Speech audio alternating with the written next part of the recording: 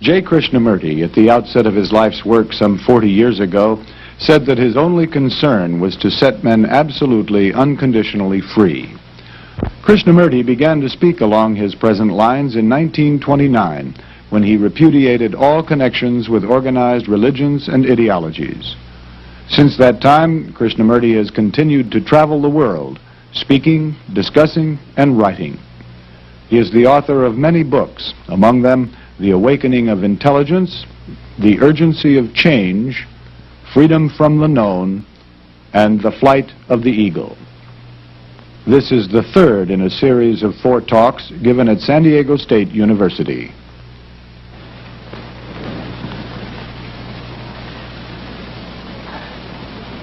I would like, if I may, this evening, talk about the implications of meditation and what is necessary for a mind that is capable of really true meditation. What is the first step, as it were?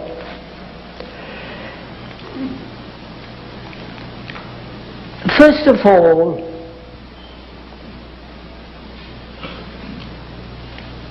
I think one has to understand the meaning of the word freedom.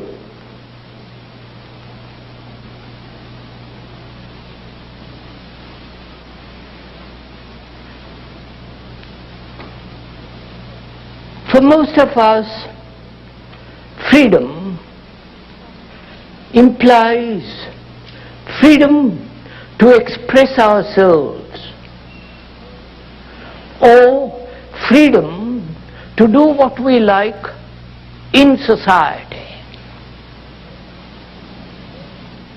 or freedom to think what we like,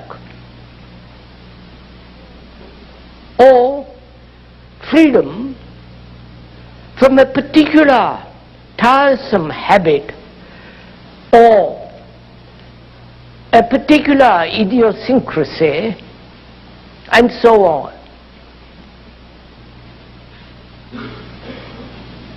To understand what is freedom, because that is, it seems to him, absolutely necessary for a mind that's capable, without any distortion, to be able to meditate.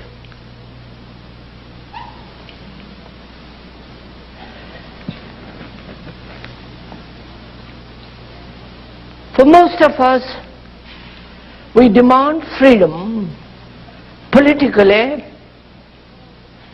or religiously, or to think what we like. And there is the freedom of choice.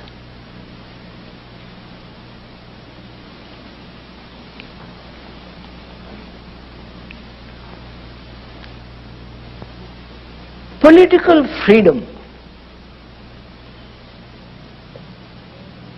is all right, and one must have it. But for most of us, we never demand and find out whether it is at all possible to be free inwardly.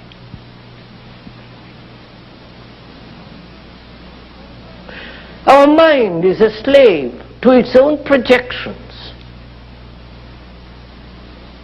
to its own demands, to its own desires and fulfillments. The mind is a slave to its cravings, to its appetites. And apparently, we never ask whether it is at all possible to be free inwardly. But we are always wanting freedom outwardly. to go against the society, against a particular structure of society. And this revolt against society, which is taking place all over the world, is a form of violence which indicates that one is concentrating on an outward change without the inward change.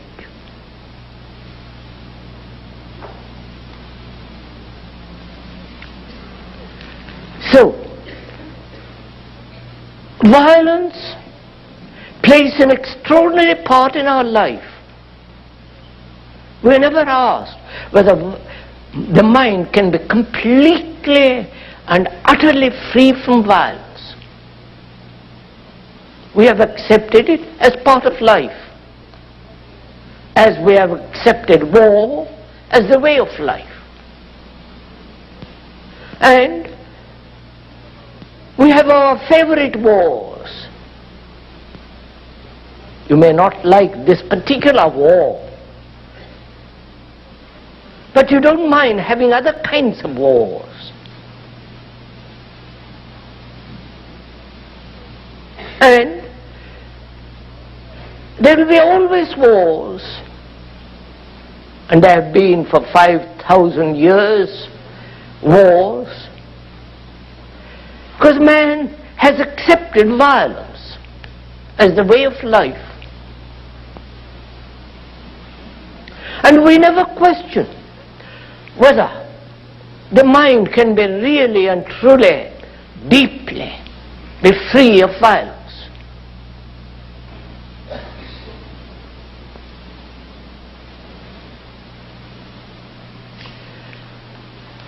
And the permissive society in which we live, the culture in which is gradually coming out of this society,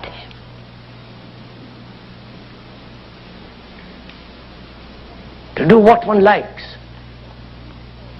or choose what one likes, is still an indication of violence. Where there is choice, there is no freedom.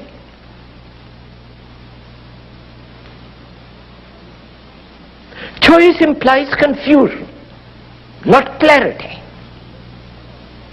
When you see something very clearly, there is no choice, there is only action.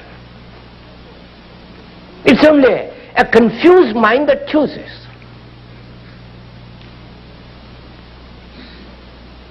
And choice is an indication of the lack of freedom. And therefore in choice there is resistance, conflict.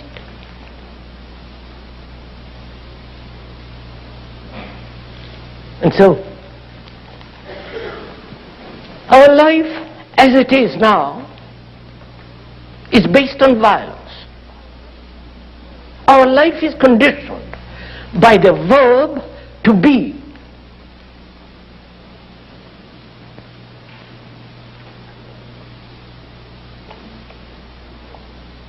Please, this is important to understand how our life is guided and conditioned by the verb to be. One has been, one is, and one will be. The idea in that verb is to arrive, to succeed, to achieve, to become.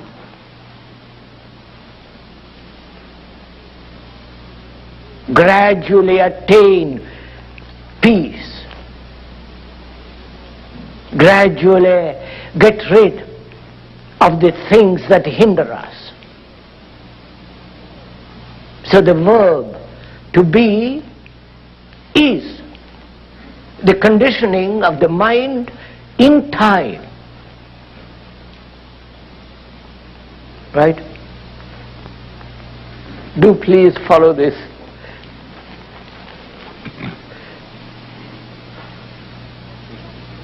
Because enlightenment is not a matter of time at all.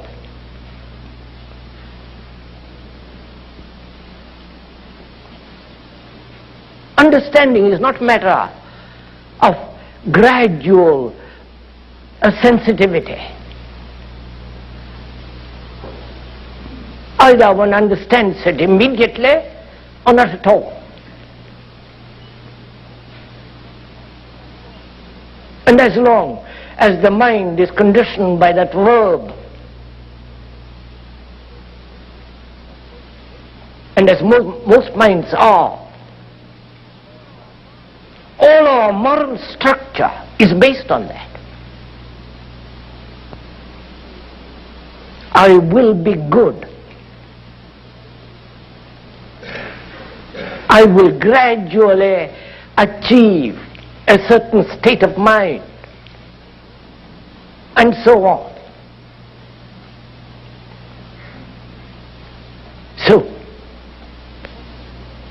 one has to be aware of this dangerous word and find out whether the mind can be free of word. Because the word is never the thing. The description is never the described. And yet we are satisfied with the description, with the explanations.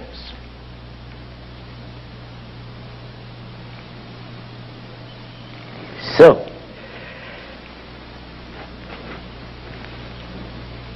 as I said, we are going to go into this question of not only what is meditation, and I believe that's a new word that you have learnt in this country, brought from the East.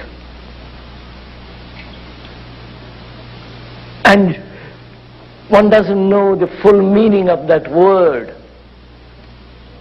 But before we go into that, which is a very complex and the most important thing, meditation. It's the most beautiful thing in life if you know what meditation is. But before one can meditate, one must understand what is living, what is love, and what is death. If you don't understand that, your meditation is merely an escape, is a form of self-hypnosis. Right? So you must lay the foundation. Not gradually. There must be order. For the mind can fully comprehend the significance of what meditation is. There must be complete order, which means the end of all conflict, all disturbance, all disorder within oneself. Otherwise, you are sitting down in a corner by yourself for 10 minutes a day and thinking you are going to meditate or achieve enlightenment is nonsense, if you don't mind my saying so.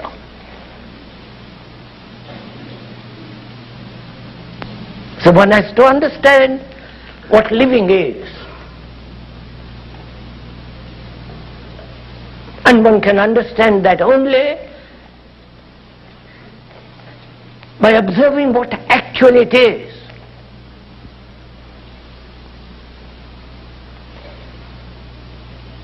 Not in opposition to a concept, to a formula, to an ideology, but actually what it is. So one must be free to observe actually what our life is, not what it should be.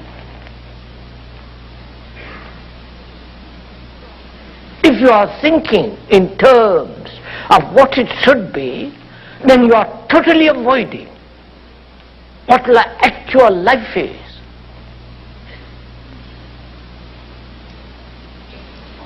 So what is this life that we are living? This life, the actual daily life, is disorder.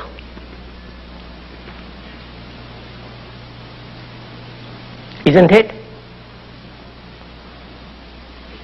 There's conflict. There is driving ambition.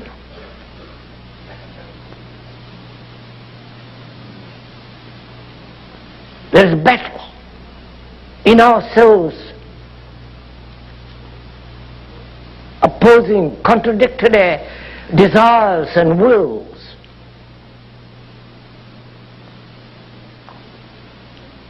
Endless frustrations.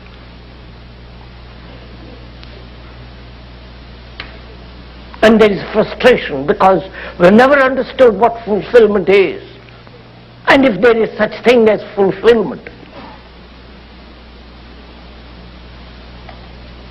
what is there to fulfill?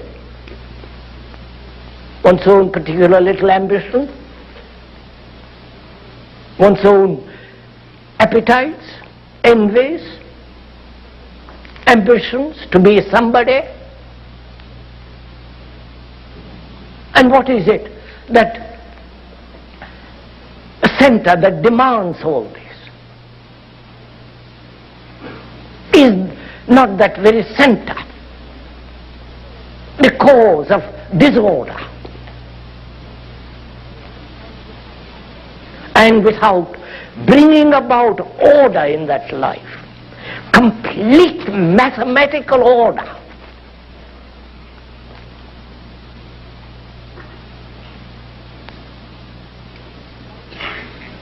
life has very little meaning. Going to the office every day for the rest of the 60 years or 40 years, living in this constant battle between what is and what should be, between the frustrated ambitions and the simple, clear, beautiful life.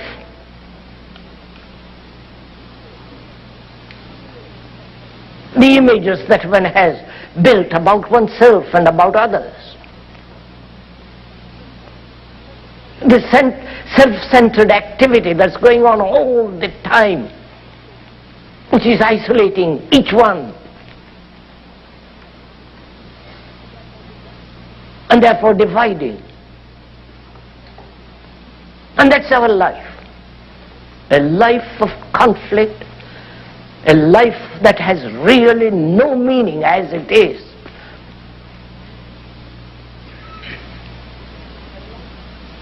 A life that is a battlefield, not only in yourself but also in your relationship.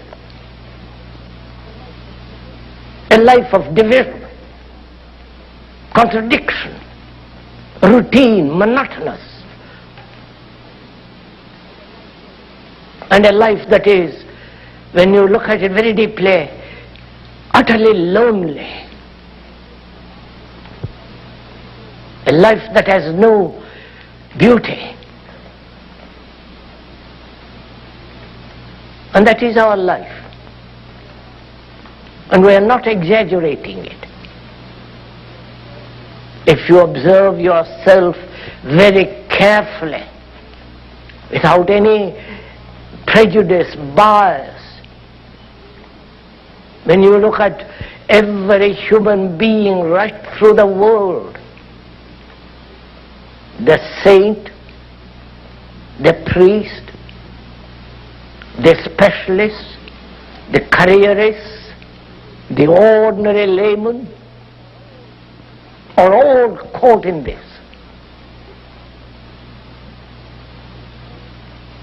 And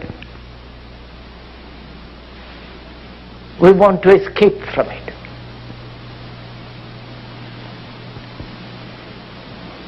And so you escape through nationalism,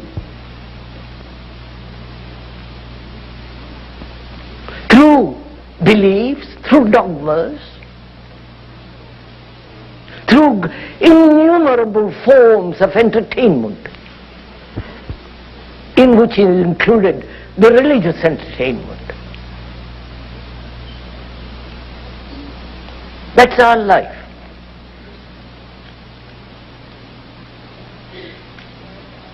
Comparing ourselves with something that should be, comparing ourselves with the greater, with the nobler, with the more intelligent, with the more spiritual, and so on and on and on. And therefore conflict and fear. This is our life. A battle for security, and in the very search of security, psychological as well as physical, will bring about destruction.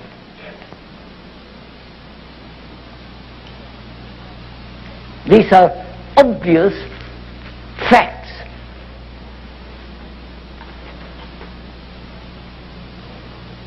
And from this we want to escape, because man has lived like this for thousands and thousands of years, with sorrow, confusion, and great misery and mischief.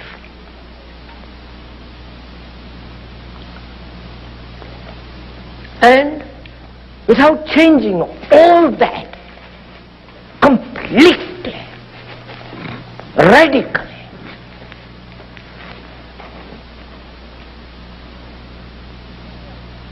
mere outward revolution, changing a particular system for another system, does not solve this aching agony.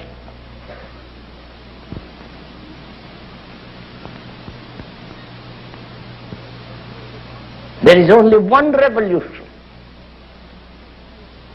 the inward revolution.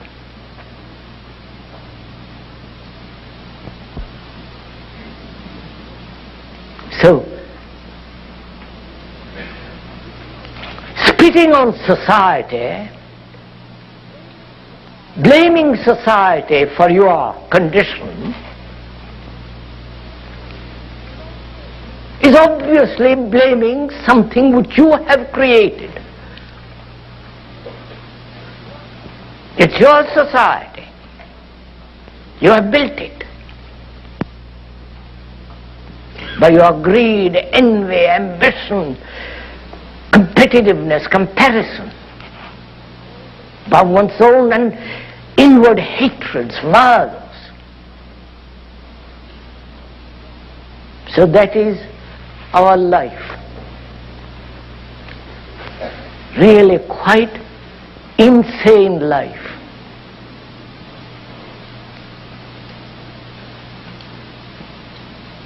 Now, the question is, how can that life be changed?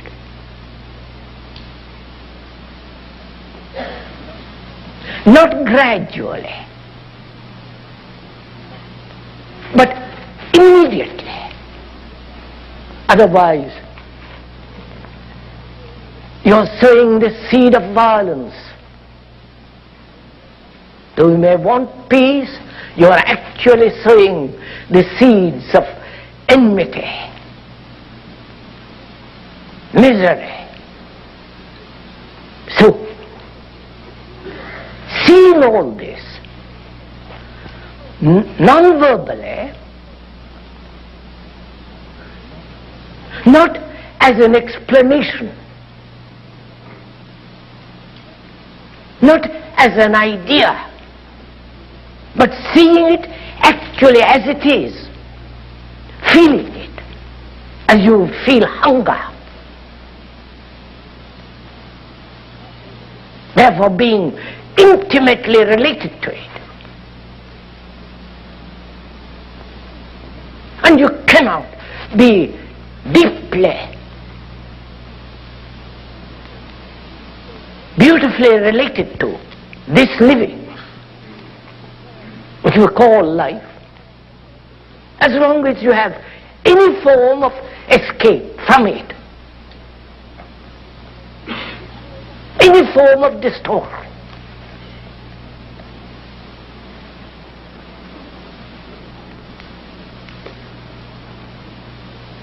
So,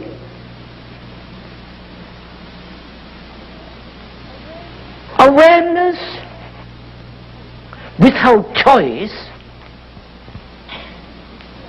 to be aware of this whole phenomenon of existence, not someone else's existence, not being aware of this, of our life according to somebody, some philosopher, some guru, some psychologist, but being aware of it actually, because you yourself see it.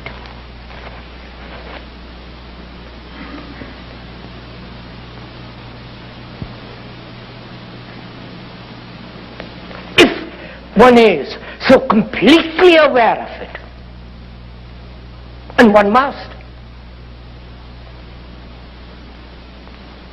because one cannot possibly live as we are living.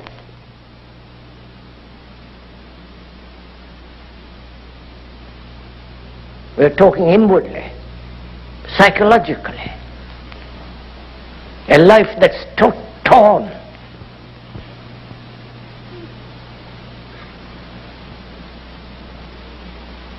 And if we want order, and order is virtue, order demands discipline.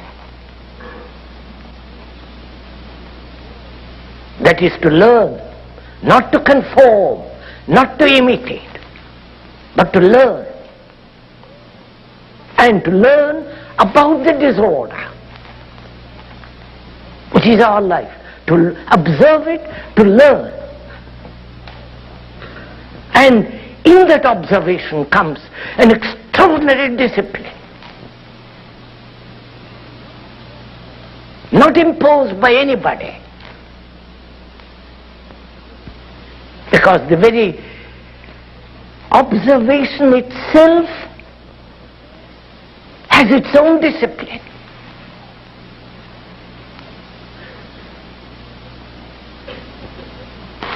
In the very act of observing, you are learning, and therefore the learning is the discipline. Please do see this, because we have imposed upon ourselves so many disciplines. The business discipline, the religious discipline, the family discipline. Of course, the military discipline is the most absurd kind of discipline.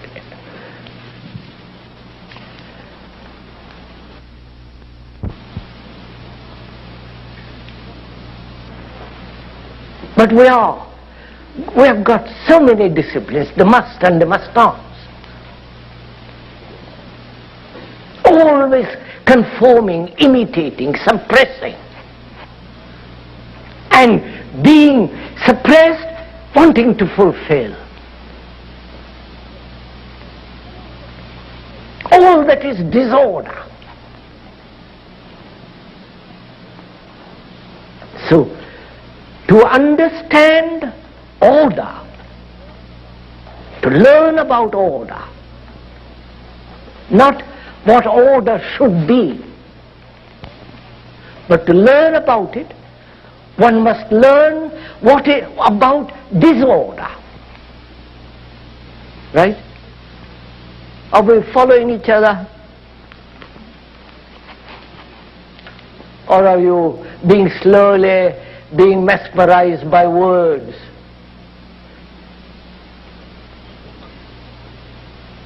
Well, if you are Thopi, it's up to you. We said one must learn about disorder,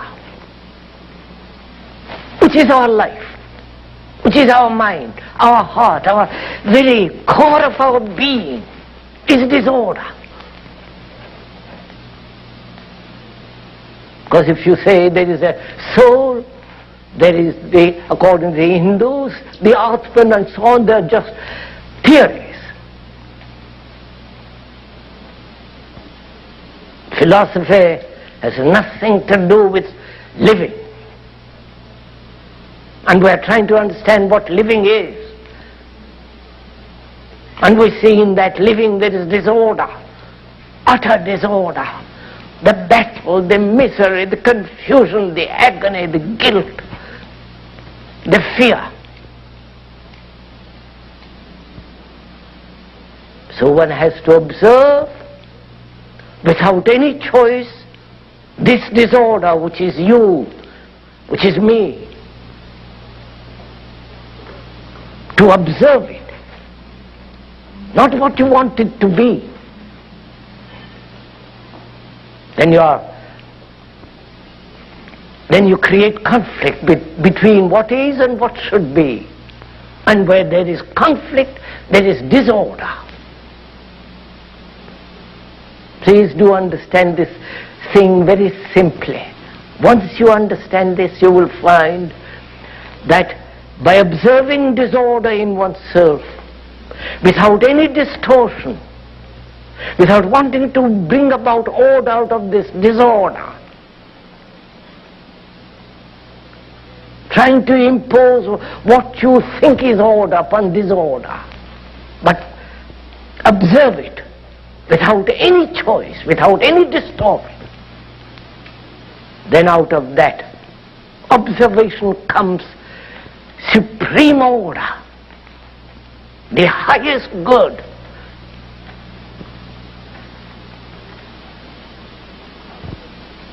And in that there is a total revolution. And from that inward radical change, then there comes outward order, not the other way around. We want outward order first. And it's never been possible. Every revolution, including the communist revolution, said forget about the inward order. Let's have state order. And you know what's happening. Every revolution has done this. Try to bring about outward order without paying any attention whatsoever to the psychological supreme order within oneself.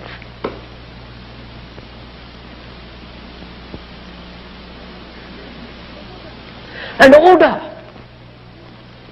means also not only virtue but love. And what is love?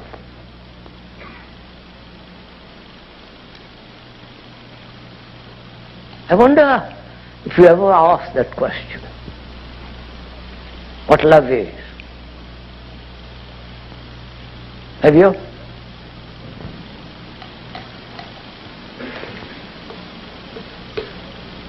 What is love?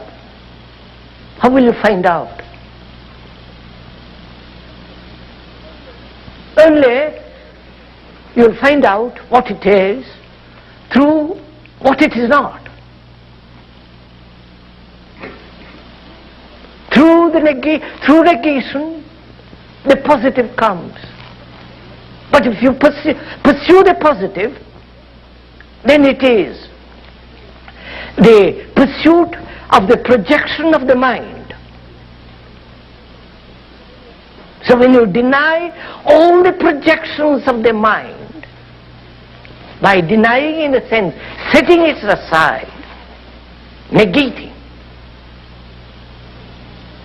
then you'll find out what it is. So that's what we're going to do.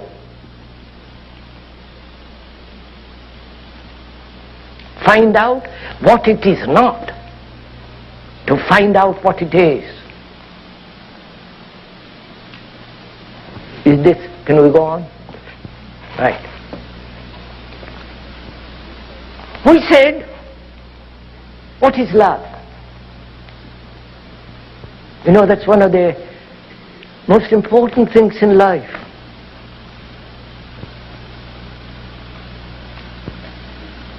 If one has love, you can do what you like. Then there is no conflict. Then there is no evil.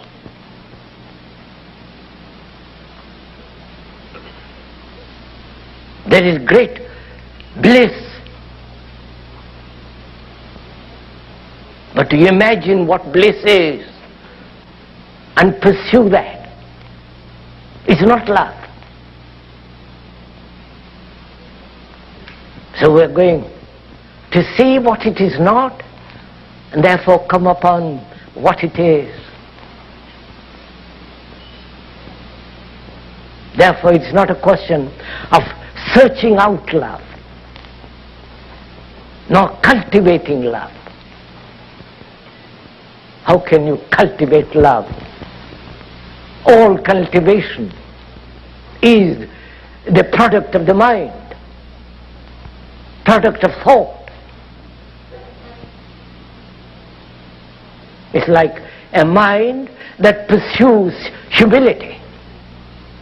It says, I know vanity and I must cultivate humility. And when a mind that's proud and vain cultivates humility, it is still vain.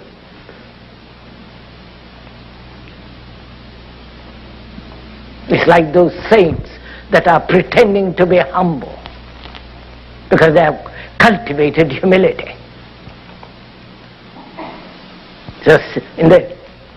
So what we're going to do is to find out what it is not. Not through me, not through the speaker at all, but by listening to yourself and finding out what it is not, and what, if it is not that, to wipe it away instantly. If you don't wipe it, if it doesn't disappear, then you are caught in time. You are a slave to the word and the verb to be. And therefore there is no love.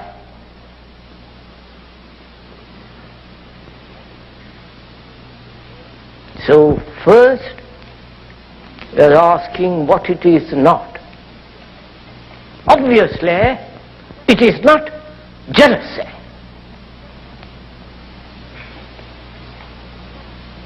It is not envy.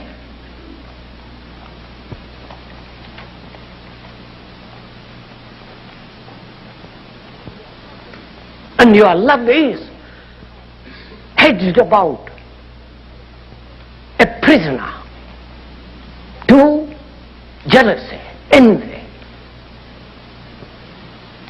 Right? And when you see that what you call love is entangled with the ugly brutality of jealousy, see it, actually observe it. And in that observation, jealousy goes, and you will never be jealous again, never envious.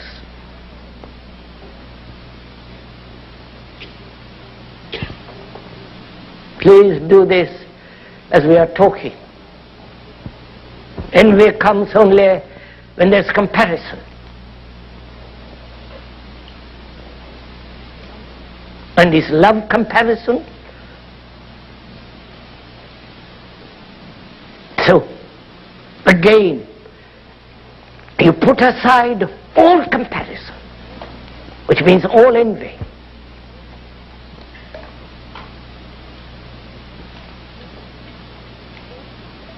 Then, is love pleasure?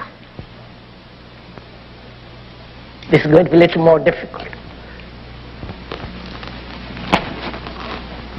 For most of us, love is pleasure.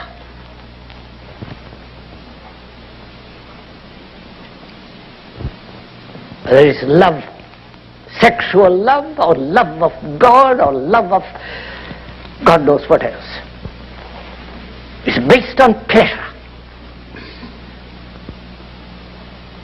The love of respectability is the very essence of the bourgeois mind. So, is love pleasure?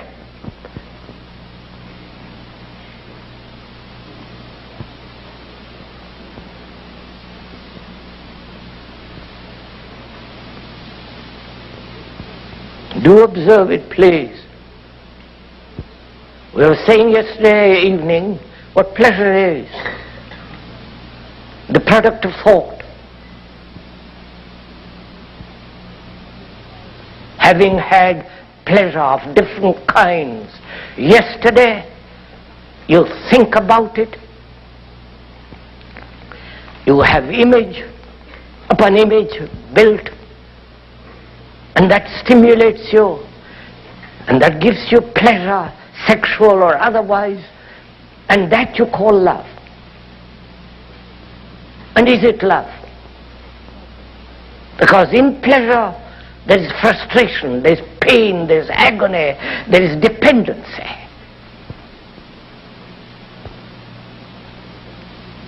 Don't you depend psychologically on another?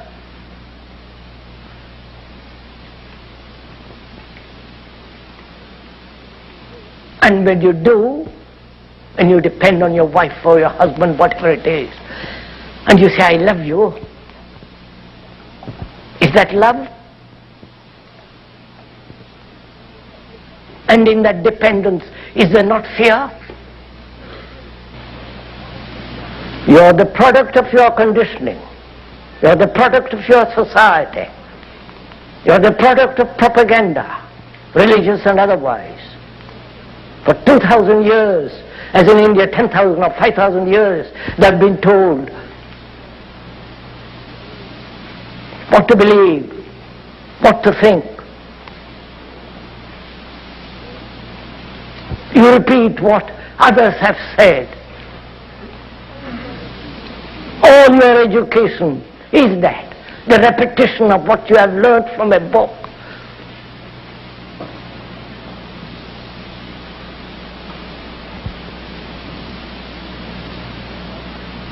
And you're that, you're conditioned.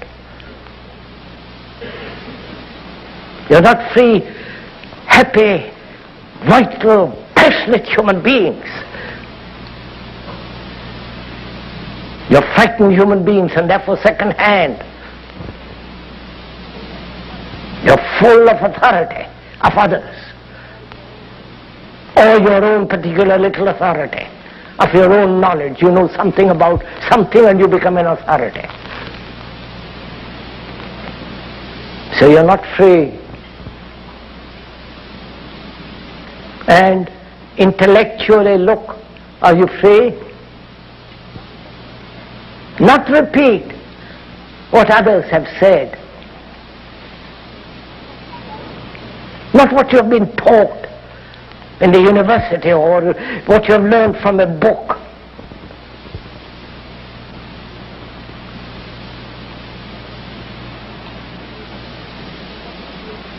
And what have you experienced? Go into it, you will see what you have experienced.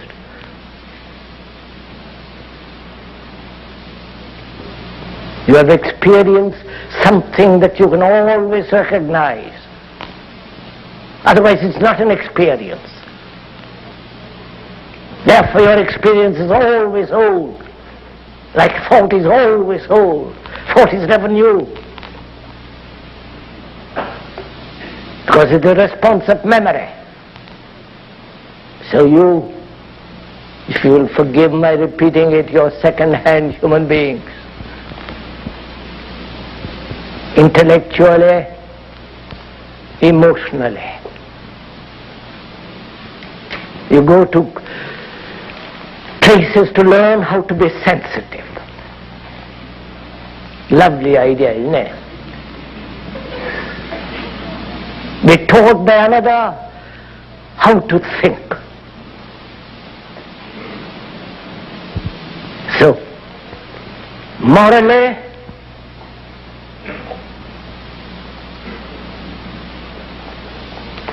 intellectually, deeply, you're not free, and therefore you're only free in your sexual expression. And that's why it has become so extraordinarily important.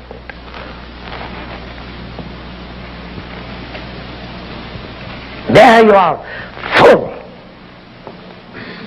There you're free. Though it has its own problems and its own neurotic attitudes and actions.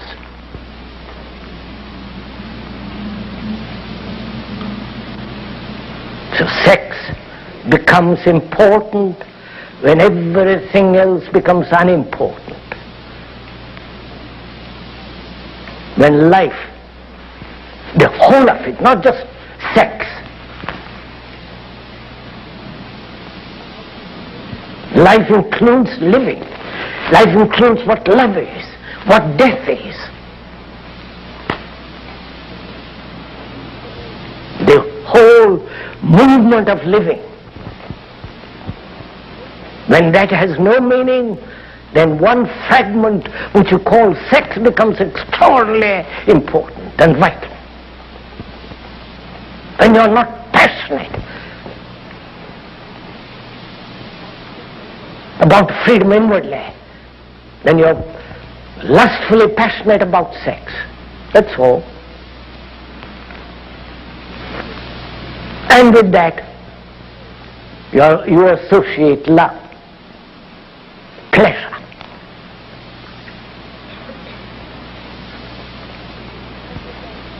And with that, you associate tenderness, gentleness.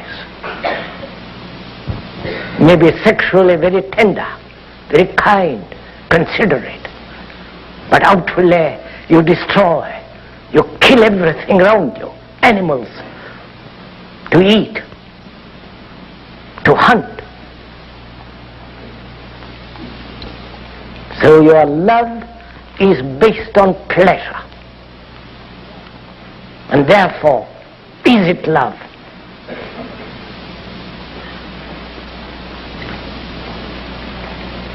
Love surely is something, none of all this. Compassion means passion for everybody. Not to your particular little desire.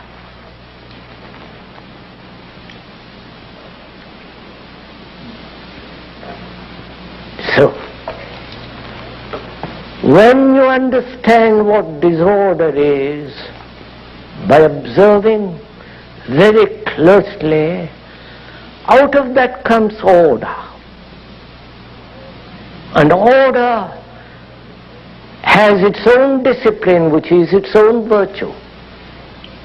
And therefore, that order is the supreme good and therefore love, which has nothing whatsoever to do with pleasure. But pleasure has pain. And love is enjoyment. Love is joy. not the puny thing that one man has made it. And to find that out, what love is, you must also understand what death is. Right? Do you really want to understand what death is? Yes? I doubt it. Very much. Because you're also scared of death.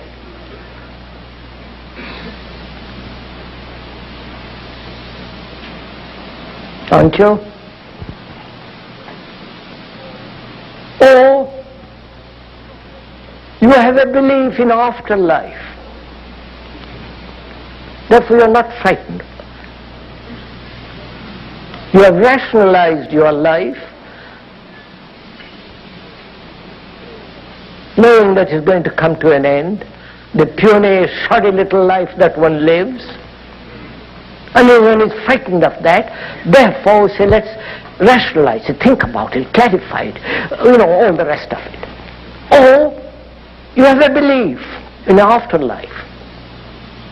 The whole of Asia believes in afterlife. Millions believe in reincarnation. But they never question what it is that incarnates.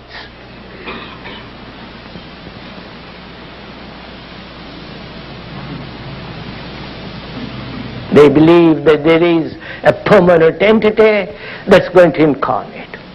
And so on. I won't go into all that. If you believe in reincarnation, then what matters is how you live today. Right? Because you're going to pay for it next life. How you live, what you do, what you think, what your morality is. So, even though you may believe in reincarnation, what matters is how you live now. So you have to face death. Not postpone it till old age, some accident, disease, and so on. You have to meet it, you have to understand it.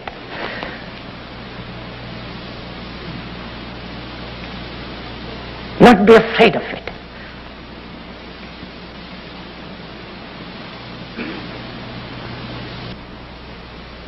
So we say we must understand life and avoid death. But if you see life as a whole in which there is this living and this extraordinary thing called love and death as a total unit, not three separate things, then what is death? The organism, by usage, disease, and all the rest of it, comes to an end. It comes to an end quicker when there is conflict. All your heart failures and all the business of it is the result of this extraordinary, emotional, contradictory way of living. The organism comes to an end. And either you can say, that's the end of it, finished. Or, which we don't say, the end of the whole structure and the nature of the me. The me, which has divided itself as us and they, we and those, we and you, that me is the center of conflict.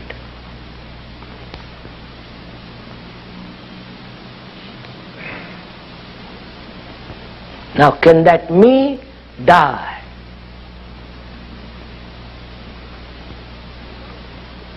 Not eventually, but every day. Then you will know what death is. So that the mind is always, tomorrow it is fresh because you have death to the past. Are you following all this? No, sir, do it, not follow it. Die to your pleasure. Die to your furniture. And that's what you are, your furniture. Whether the chair or the furniture that you have accumulated in your mind, which you call knowledge. So that you die every day to everything that you have accumulated. And that's what's going to happen to you anyhow.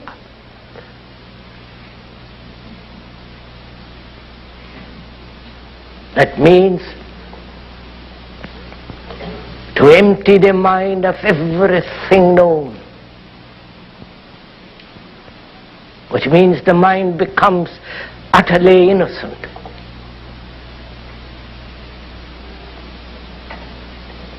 And it is only such a mind that has this extraordinary religious quality of purity that can come upon what is called enlightenment.